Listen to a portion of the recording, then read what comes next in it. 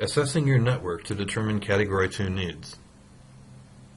Presented by Bill Herman, Ryan Claringbowl, Bob Boker, DPI E-Rate Consultants, November 16th, 2016.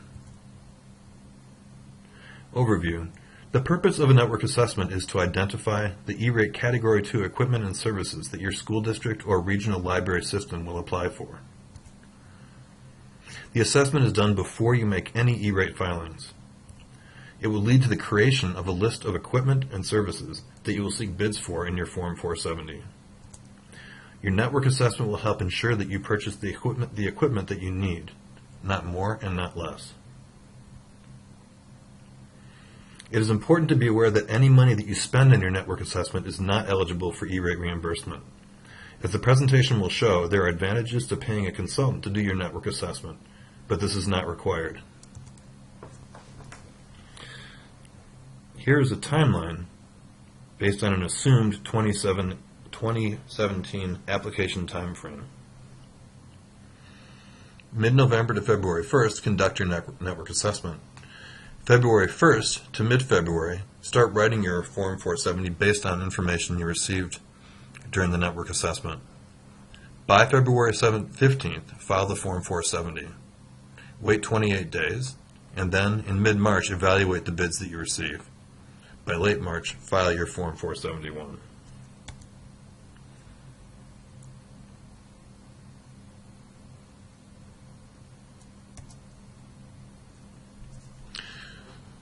Application process. We will provide a presentation in December providing details on the Category 2 application process.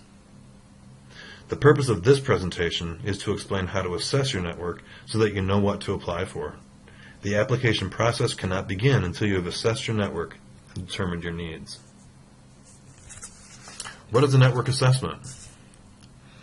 A network assessment creates a plan for moving your network from where it is to where you want it to be. It boils down to a list of needed equipment and services. It begins with defining what network activities your users will need to be able to do over the next 5 years. For example, you might say, we want our network to be able to support a Chromebook for every high school student, a mobile device for every student from grades 6 through 12, a mobile device for every student from 3rd through 12th grade, or in the case of a library, 50 patrons accessing the internet from a mobile device simultaneously.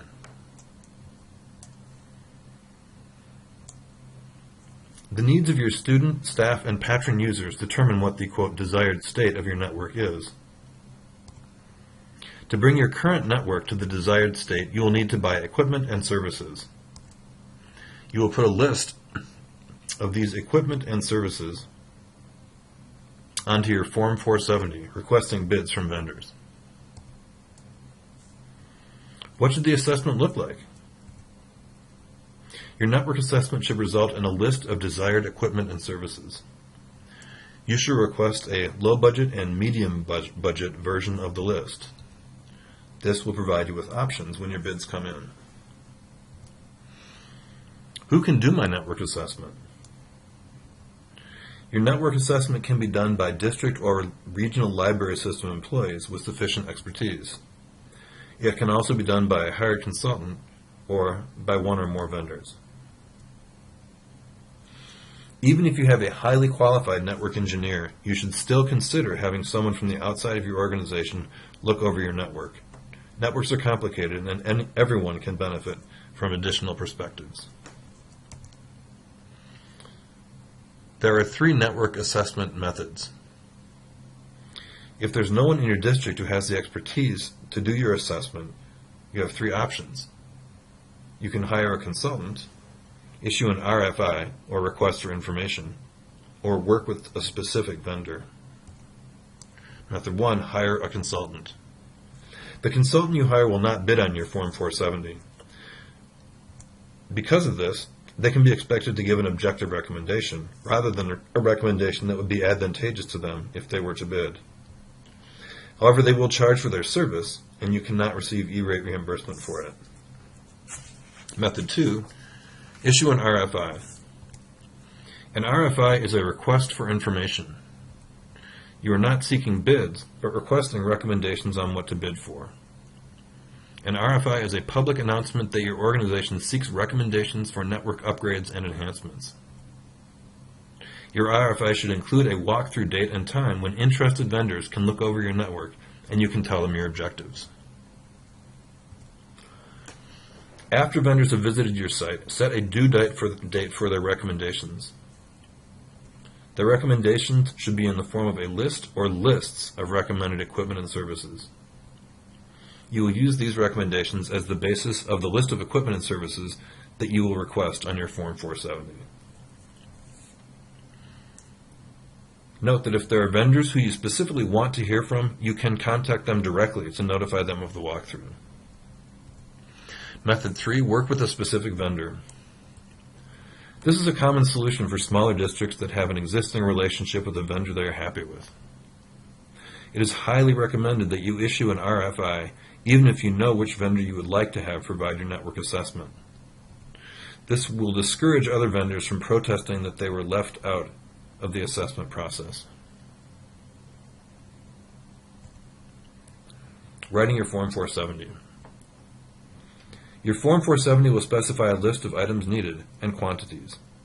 If the items are described generically, that is, without referring to specific manufacturers, models, or part numbers, be sure to state required specifications. Your description should not be so general that a bidder can propose something different or less than what you need. If you will only accept equipment from certain manufacturers, be sure to state that in the 470. If the items on your Form 470 are described specifically, including manufacturer, model, and part number, you must write "or equivalent" after the description.